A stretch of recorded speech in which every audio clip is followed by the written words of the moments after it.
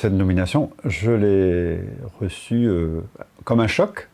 Je suis resté sans voix pendant quelque temps. Elle ne m'a pas surprise énormément, mais elle m'a un peu sidéré tout de même. Pour tout dire, lorsque le nonce m'a appelé, j'étais en train de contempler un coucher de soleil en Bretagne, voilà, en me disant qu'on est bien ici, que c'est beau. Voilà.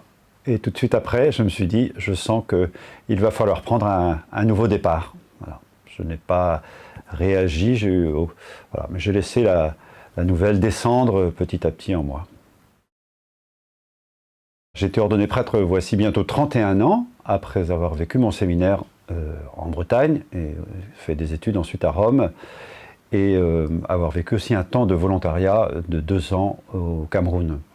Voilà. Et comme prêtre, ensuite, l'essentiel de mon ministère, la plus grande partie de mon ministère, a été au service de la formation des futurs prêtres, voilà, dans les séminaires, et aussi dans le discernement des vocations. Ensuite, j'ai eu des ministères de service de l'Église comme vicaire général, et puis à la Conférence des évêques de France comme secrétaire général adjoint. Voilà. Et enfin, comme curé, j'ai commencé comme vicaire, et ensuite j'ai été curé d'une grande paroisse ici, dans le Nord Finistère. Voilà. Heureux d'être curé, enfin. J'ai été porté par une famille, par une paroisse et par beaucoup de chrétiens. Voilà. Ma vocation est un mystère et un don, comme disait le pape Jean-Paul II.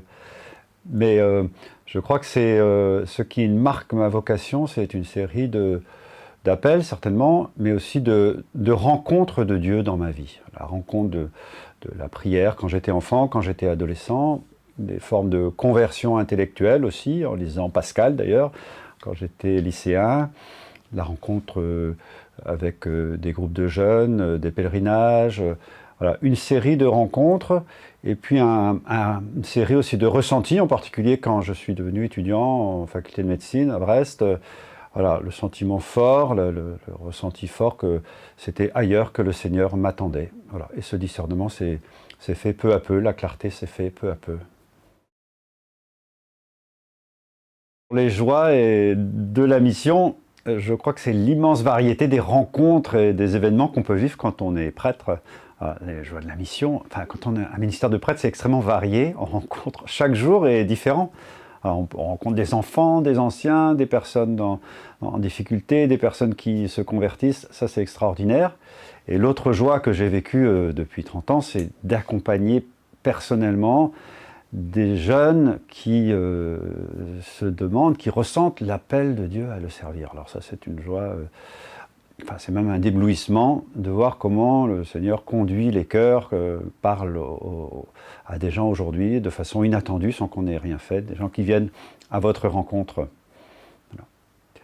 Les difficultés, c'est de recevoir la peine, le malheur des gens, de voir des gens pris dans l'injustice, dans des affaires de famille, dans des difficultés à vivre la foi, d'avoir des blessures liées à l'Église aussi parfois, et voilà, d'avoir les mains vides, voilà, de n'offrir que notre écoute, que notre compassion, voilà, et difficulté aussi de la conversion personnelle du prêtre qui voit qu'il ne réussit pas toujours là où le Seigneur l'attend.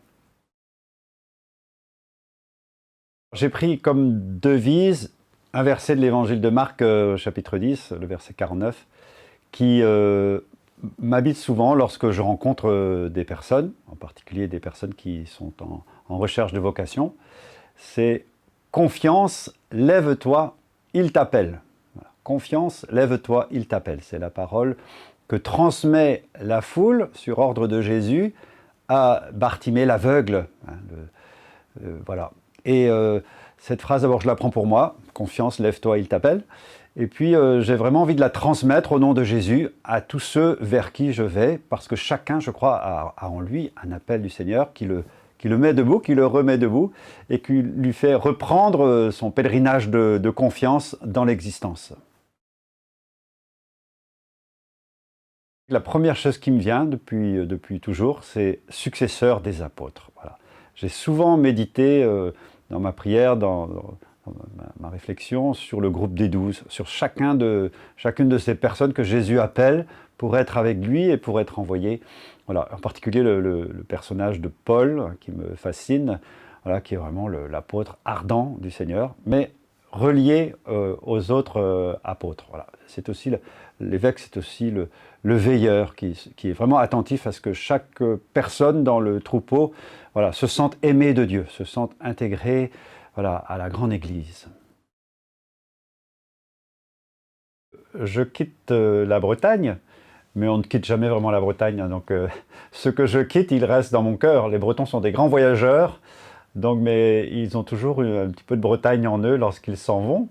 Donc voilà, je les emporte avec moi, donc je ne quitte pas vraiment les gens, et je reviendrai de temps en temps les revoir, puisque c'est mon pays d'origine.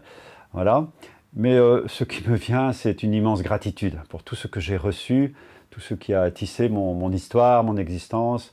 Voilà, en particulier ces dernières années dans cette paroisse où j'ai vraiment été un curé très très heureux et admiratif de ce que font les chrétiens dans l'Église.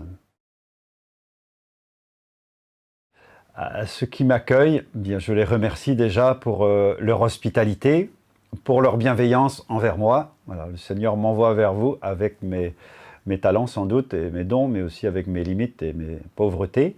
Voilà. Et merci aussi pour votre prière. Je compte vraiment beaucoup sur votre prière. Je crois qu'elle est puissante. Voilà. L'Esprit Saint me précède chez vous. Je sais que beaucoup de choses ont déjà été faites, en particulier ce synode que vous venez de vivre.